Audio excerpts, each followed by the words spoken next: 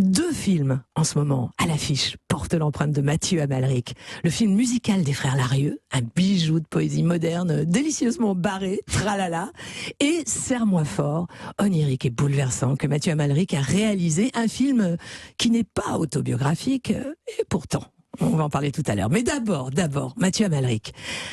On a forcément une enfance singulière quand on vit de l'âge de 5 à 8 ans à Washington, puis de l'âge de 8 à 12 ans à Moscou, c'est-à-dire chez les Américains sous Nixon, puis directement en Union soviétique sous Brejnev.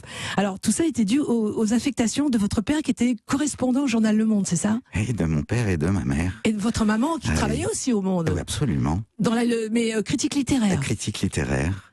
Et voilà, ça paraît normal quand on est enfant d'être trimballé. C'est vrai qu'on est un peu arraché à des amitiés naissantes qui se brisent comme ça d'un coup.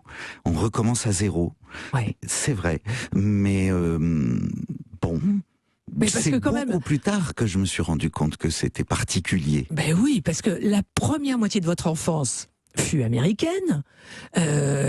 Partir ensuite en Union soviétique sous Brejnev, voilà, c'est changer de planète. Mais d'abord, les souvenirs que vous gardez de la ville de Washington et de la société américaine sous Nixon, même s'il y a 8 ans, les souvenirs ils sont parfois un petit peu anecdotiques, mais qu'est-ce que vous avez gardé de cette enfance américaine? Ouais, c'est juste après Nixon, c'est Gerald Ford et tout ça, Carter, c'est 70 à 73.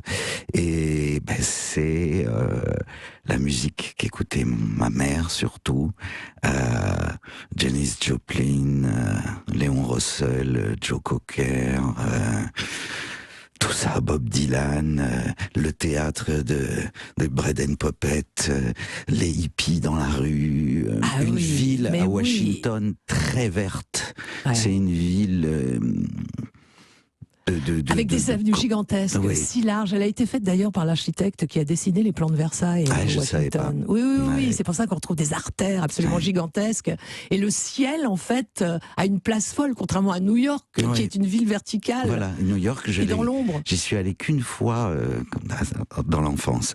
Mais voilà, et puis, c'est naturel, voilà. Et puis des grandes cuisines, d'apprendre l'anglais avec Sesame Street au petit déjeuner sur une toute petite télé le matin, et ensuite d'aller directement à Moscou.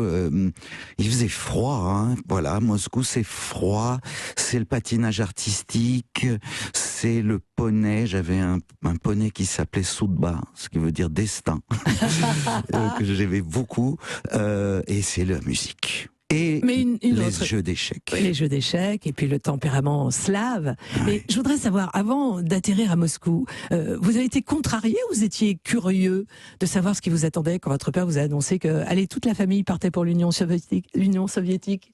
Non. Je me souviens c'était des longs voyages en voiture break, en Volvo break, parce qu'on y allait en voiture, donc on traversait tous les pays de l'Est. Non. Si, c'est ma mère qui initiait tous ces voyages extraordinaires où on s'arrêtait d'abord à Bruxelles. Vous n'étiez pas arrivé par avion? Non. Vous aviez traversé on passait par la France. Et il y avait les vacances dans le sud-ouest, à Montauban, d'où vient mon père. Alors fallait vite faire le plein de soleil pour ensuite les cousins, les cousines, partir en Russie. L'enfance, et puis après, la Volvo remplie à bloc, et moi dans le coffre à l'arrière. Mon papa m'a installé à un endroit derrière les valises où j'étais allongé, et mon frère et ma sœur sur la banquette arrière. Et puis c'était parti. On s'arrêtait à Bruxelles pour voir une exposition de peinture parce que c'était ma mère. Puis on continuait. On allait dans un film déjà. Ça continuait jusqu'à Prague, Varsovie, et on arrivait à Moscou. Mais c'est la plus belle manière, en fait, de se poser dans la ville de Moscou que de traverser déjà. Mais on faisait ça chaque année quand on revenait pour les vacances d'été. Et la dernière année, ma mère avait fait quelque chose. On était passé par la Finlande. Donc, par Saint-Pétersbourg, ça s'appelait Leningrad à l'époque. Ouais. Et on est monté jusqu'à l'arc polaire, tout là-haut, à Hammerfest. Et puis le bateau à Tromsø, pendant un mois, un voyage comme ça.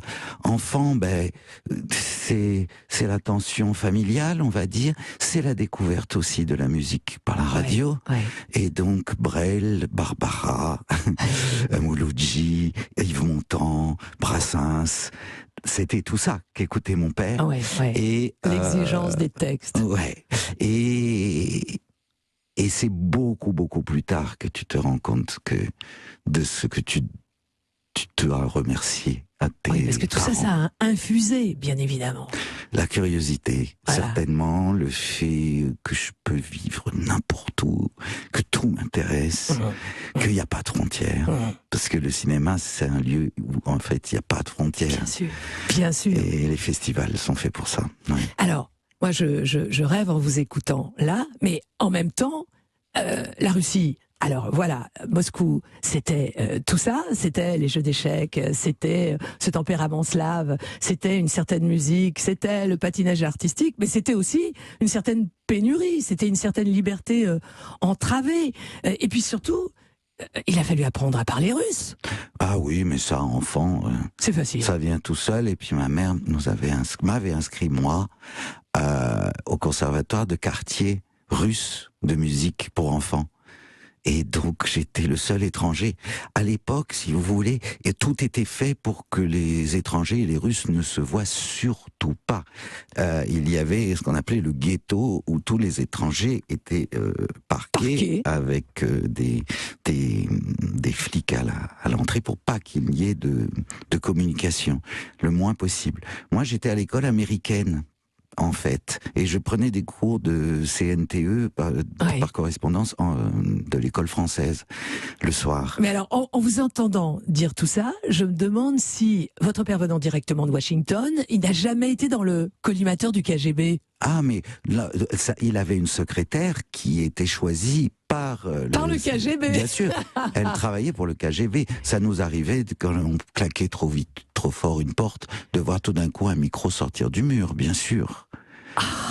Après, si vous voulez, ma mère... Donc le bureau des légendes, dont vous avez été l'un des personnages les plus inquiétants. J'ai vécu ça. Vous avez revécu totalement sur le plateau d'Éric Rochant ce que vous aviez vécu enfant. Absolument. C'était très émouvant pour moi, ça.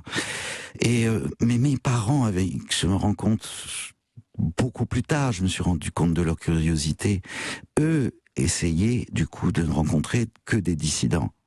Ils n'avaient pas le droit, mais c'est comme ça qu'ils sont devenus très proches de Otar Yosseliani, cinéaste géorgien, de Vladimir Vysotsky, ce chanteur qui a épousé Marina Vladi, qui n'avait pas le droit de chanter en public. C'était des concerts organisés au tout dernier moment. Tous les écrivains qui écrivaient par samizdat, c'est-à-dire les choses sous le manteau, c'était ça qui a attiré mes parents. Donc je les ai rencontrés, ces gens-là, enfants. C'est Lily Brick, l'amour de Mayakovsky, je veux dire, je l'ai connu, quoi. C'est complètement... Mais ça paraît normal quand on est enfant. Bien sûr. Antoine Vitesse qui vient à Moscou pour un spectacle. Et j'allais au Bolchoï, ma mère m'emmenait écouter Rostropovitch, Oistrakh, Richter. Bon, ben voilà, qu'est-ce que vous voulez? Mais quelle forme, voilà. Mais c'était quelque chose, si vous voulez, c'est pas des intellos, je sais pas comment vous dire. C'est une respiration. C'est la gourmandise du savoir, curiosité sur le monde. Alors, Mathieu Amalric, on a parlé tout à l'heure de ce cinéaste géorgien qui était considéré comme une sorte de Jacques Tati slave, d'ailleurs, Otar Yosseliani, connu dans le monde entier, et primé à la Mostra de Venise et au Festival de Berlin. On peut dire qu'il a fait entrer le cinéma dans votre vie, parce que un jour, il paraît qu'il vous a réquisitionné sur un tournage. Absolument. C'est quelqu'un qui filme jamais d'acteurs. Il prend des silhouettes des gens qu'il aime, et il me connaissait. Il n'y a pas de professionnels, en fait, sur ces plateaux. Pas très peu. Comme acteur, non. Voilà. Et voilà, et ça aurait pu être mon frère, ça a été moi. Et c'est complètement fou, hein. Et c'est Les Favoris de la Lune. Ce film, je me souviens, j'avais 17 ans, je crois. Ouais. Donc, Et ça a changé tout. J'ai c'est-à-dire essayé. que vous avez découvert soudain la vie d'un plateau avec tous ces artisans. C'est ça. Voilà. Les Favoris de la Lune, alors ça a été primé à Venise. Ah oui. Vous avez vu toute la fabrication du film qui est devenu un film culte. Ah oui, et c'est de voir en effet tous ces artisans, tous ces métiers qui font un plan. Je trouvais ça sublime. J'avais l'impression d'avoir trouvé ma place. Donc en fait, vous avez le plateau.